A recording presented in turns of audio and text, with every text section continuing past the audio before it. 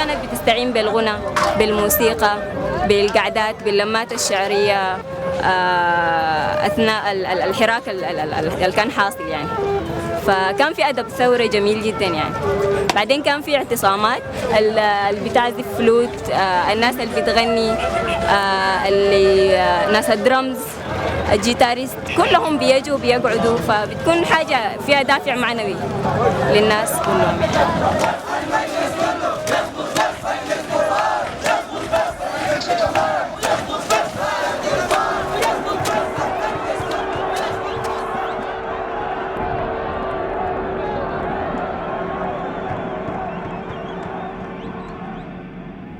أنا حقيقي ما تواصلت مع زول، ما فقدت زول، ما عارفة أصحابي الحي منهم، الميت، المفقود، الاغتصب، أنا ما عارفة الحاصل عليهم شنو.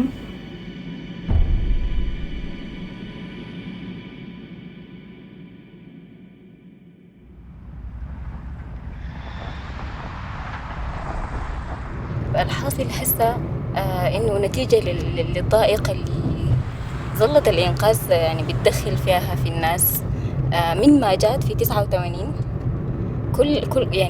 كل أشكال الفساد اللي مارستها وصلتها لمرحلة إنها خلاص يعني حتى أفلست في طرق فساد ذاتها أفلست. يعني الناس دي ما فضل لها حاجة عشان تبيع المواطن، يعني الحياة صعبت عليه بكل السبل. فالوضع كان وصل يعني مراحل كارثية، وفي نفس الوقت كان في قمع مبالغ فيه، يعني قمع لدرجة إنه أنت في جوا بيتكم إنه أنت بتتلفت إذا أنت عايز تتكلم.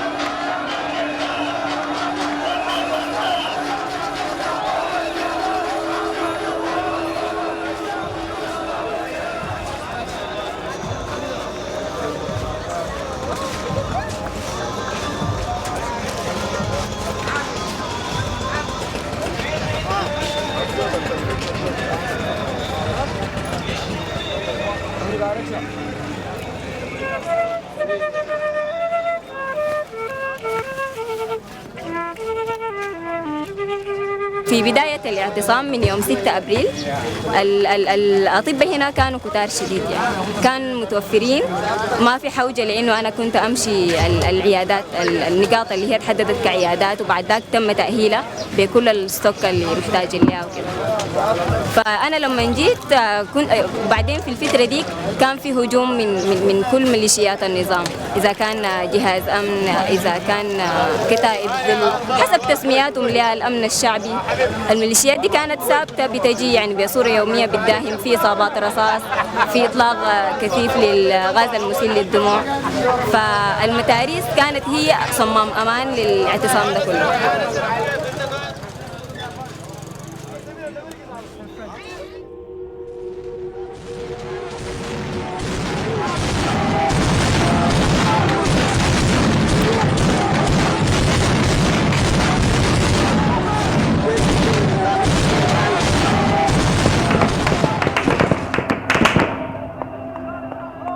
تعرف الجيش ولا؟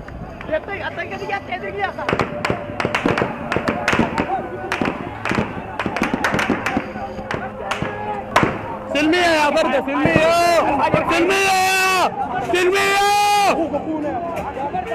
بملحمة. انتوا احسبوا، انا بصور وانتوا احسبوا، انا بصور وانتوا احسبوا.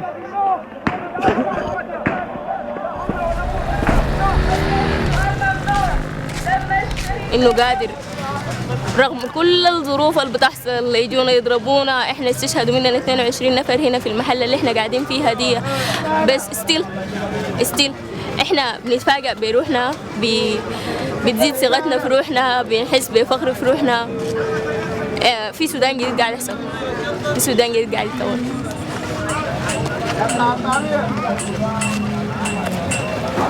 زمان كيف مشيت كده بتلقى ناس مبدة، لو مشيت ورا بتلقى ناس دارفور اللي هي المحل اللي كان فيها حرب على مدى 30 سنة في السودان الشمالية. احنا كنا في عنصرية تجاه ناس دارفور، ما بنعرف ناس دارفور، بنخاف من ناس دارفور. علينا ناس دارفور بغادي موجودين واحنا موجودين، بنوريهم انه احنا قاعدين عشانهم وبنكون في وطن جديد عشاننا وعشانهم، في سودان جديد قاعد يتبني هنا حنبنيه ونحن به. فنحن فخورين بروحنا جدا، فخورين بروحنا خالص.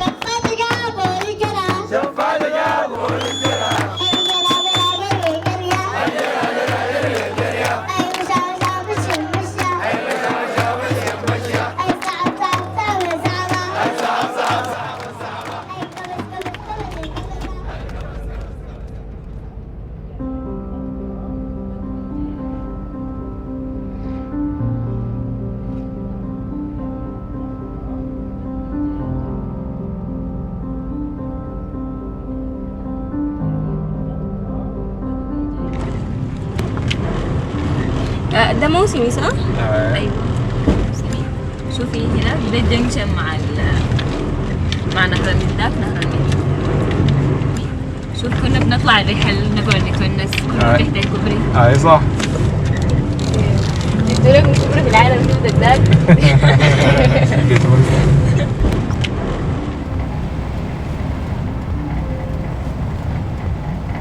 يلا باللفة دي. شمالنا صح؟ ايوه شمالك. قاعدة في الاعتصام، كنت بقول لها إنه أنا شغالة في العيادات الخارجية لكلينيك جامعة الخرطوم. فهسه نوعا ما هي حتعرف إنه أنا كنت في الاعتصام.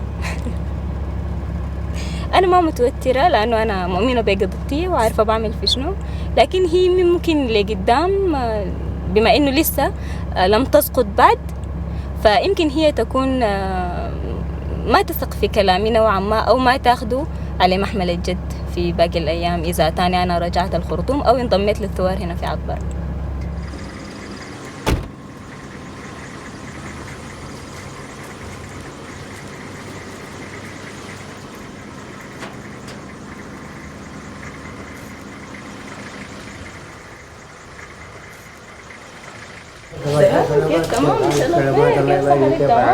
الله يبارك فيك يا مرعاد. علامات الحمد لله. كيف حالكم علامات؟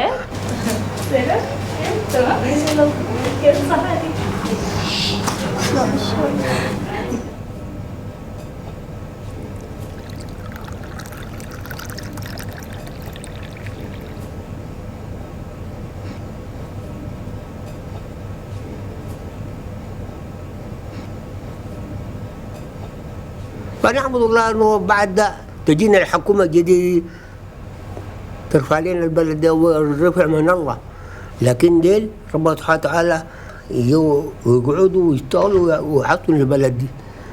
فزي ما ده قال عمر ده جا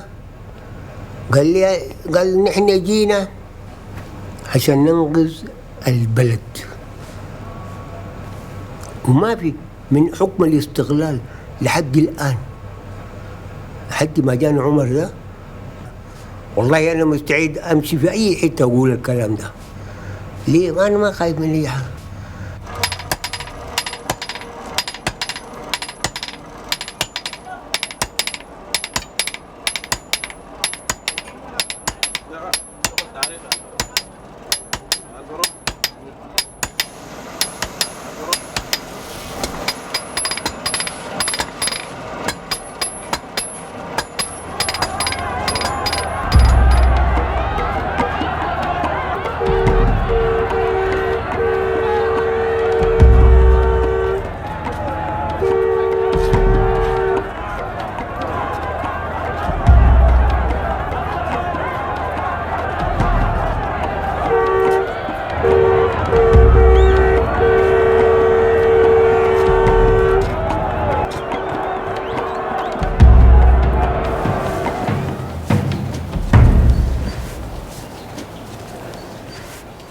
وعطبرة ما مدينة سهلة يعني. عطبرة هي انطلقت منها الثورة، وعطبرة من المدائن، وعطبرة من جمع الثورات، وعطبرة يعني الواحد لو داير يتكلم عن عطبرة ما حيوفيها حقها أصلا، ما حيوفيها حقها. والواحد فخور جدا إنه من مدينة عطبرة. الحاجة دي الواحد بيعتز بها وبيفتخر بها جد.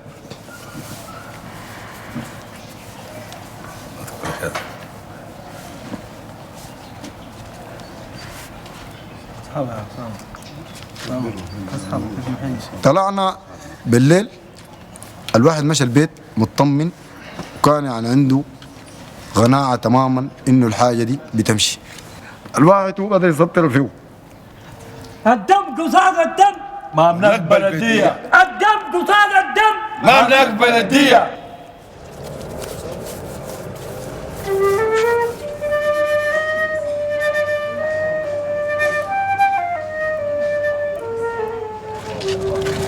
والله أنا هسه حاليا رسمت الشعار يعني بدور على الصورة.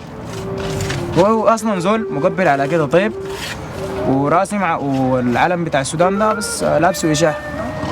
والقبضة ده طبعا بتدل على إنه الثورة نجحت وحتنجح.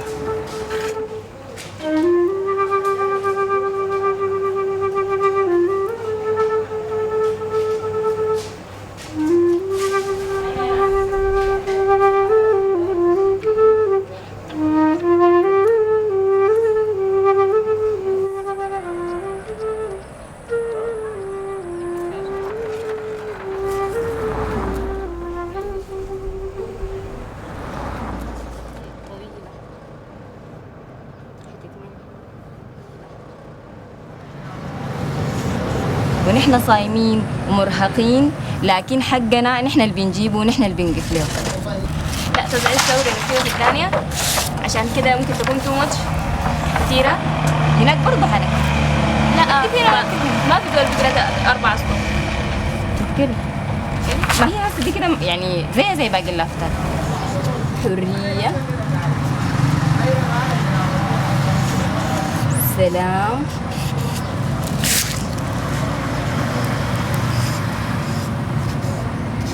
عدالة،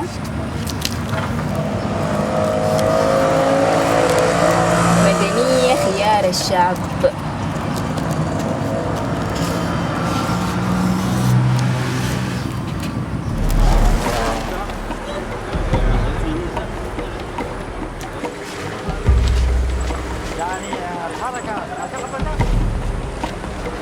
نحن طلعنا عشان نعبر عن رفضنا لكل الممارسات القمعية اللي بتتم من العسكر تجاه المواطنين السلميين العزل اللي بيطالبوا بحقهم وبحريتهم. الله أكبر.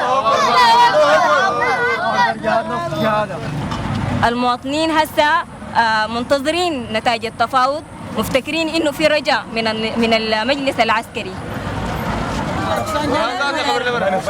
برهان زاد ما بيلزم لأنه ما عملنا.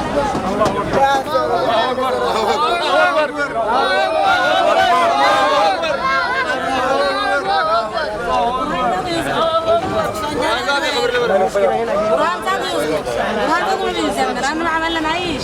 لازم نصاحب، لازم ننتظم في نقاباتنا. صابرنا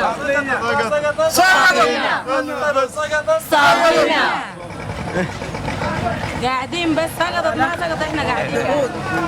ايوه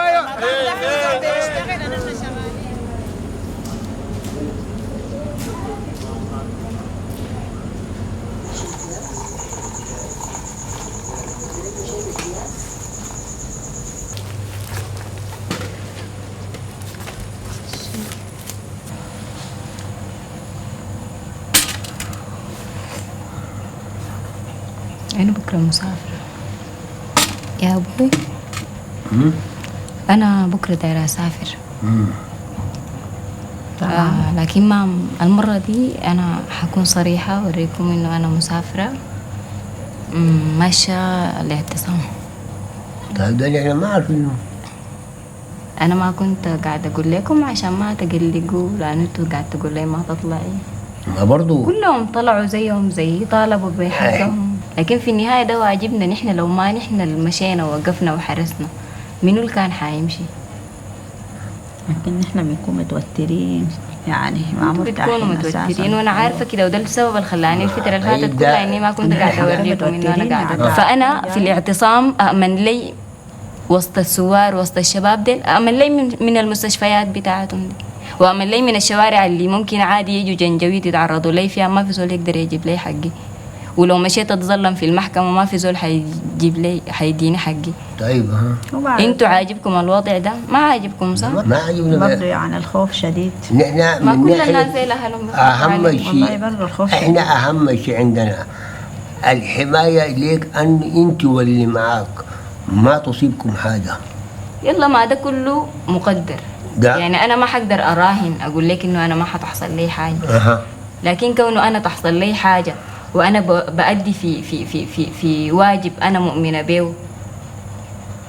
محتاجين لك الآن نحن برانا. بس انت ماشيه على نحن محتاجين لك نحن اساسا. ماشيه على معركه. الكلام اللي قلتيه ده نحن الحوجه حقتنا ليكي ما في حد. ده اوريك. ما في لها حدود اساسا من حوجتنا ليكي، يعني استفدت شنو امك ما هيكون صعب. بس هيكون صعب. يلا. فانت ما بنقدر ولا بنقدر نفرط فيك. شفتي ثانيه. شفتي ثانيه، شفتي انا ما بقدر افرط فيك. قلت لكم انا لو ما نجحنا اعتصامنا ده وجبنا حاجات حضر بكره اسافر، لكن اكون قاعده معاكم. اسمعي ده تبني معانا هيبقى عليك. اقعد اسوي شنو؟ اسمعي لازم هيبقى عليك احنا اختبارات. قلنا لك تعال اشتغل في عذرة. نجاح مستشفى الاعتصام عذرة تعال اشتغل فيه عشان تبقي جنبنا. اكون جنبهم لما الله يريد، ومثلا ما متزوج ابي اتزوج وامشي لبيتي خلاص انتهى الموضوع كده. كيف ثاني مخيرة؟ فانت لا خلاص كلامنا غيروه يعني. انت خلاص ثاني مخيرة. انا يقول لك امشي خلاص امشي. خلاص امشي خلاص ما تعرف ذاتنا. فانت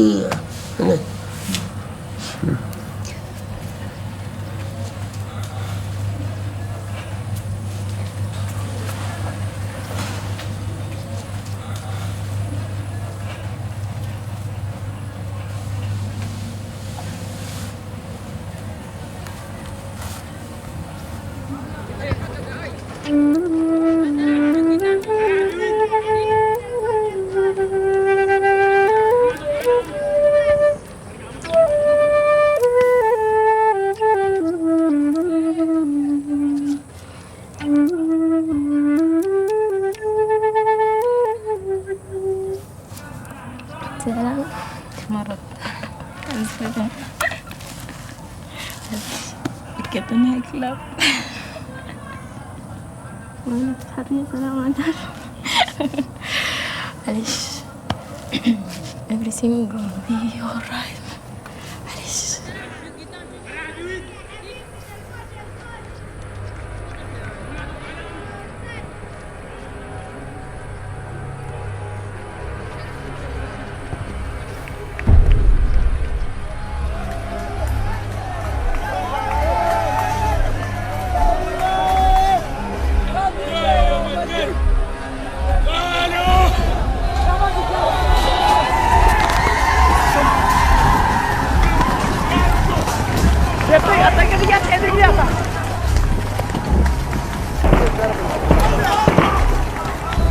يا اخي في واحد ضربوه صح؟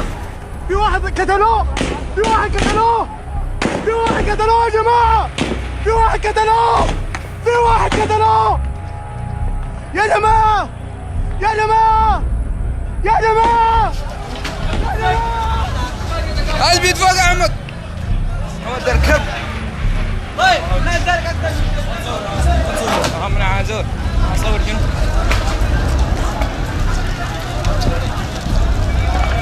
جايبين الوضع نادي المجموعة.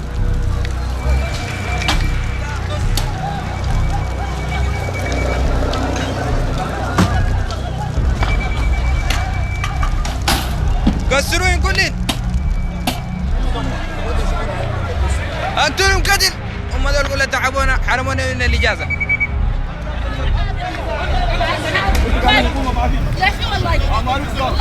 مدنية العسكرية. الله أكبر والله تقول لي عسكري مدني والله أوريك.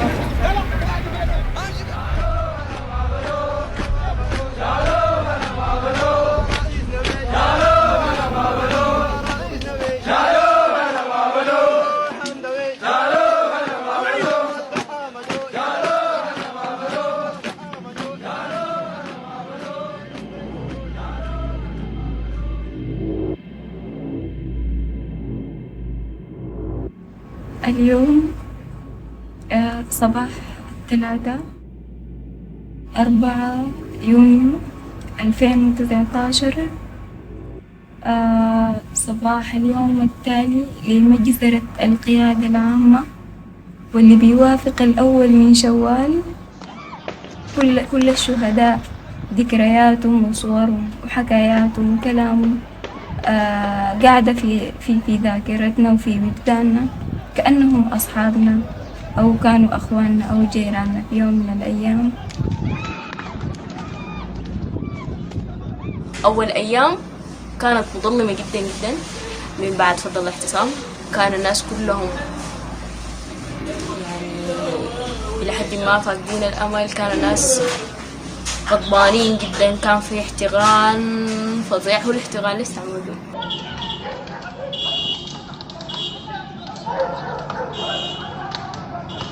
حقيقي احنا توحدنا، الدم السوداني يتوحد، والحاصل ده وحدنا ولسه حيوحدنا أكثر. أي نعم مصدومين، أي نعم اتقتلنا، أي نعم انجرحنا، لكن ده ما بيعني إننا انتهينا.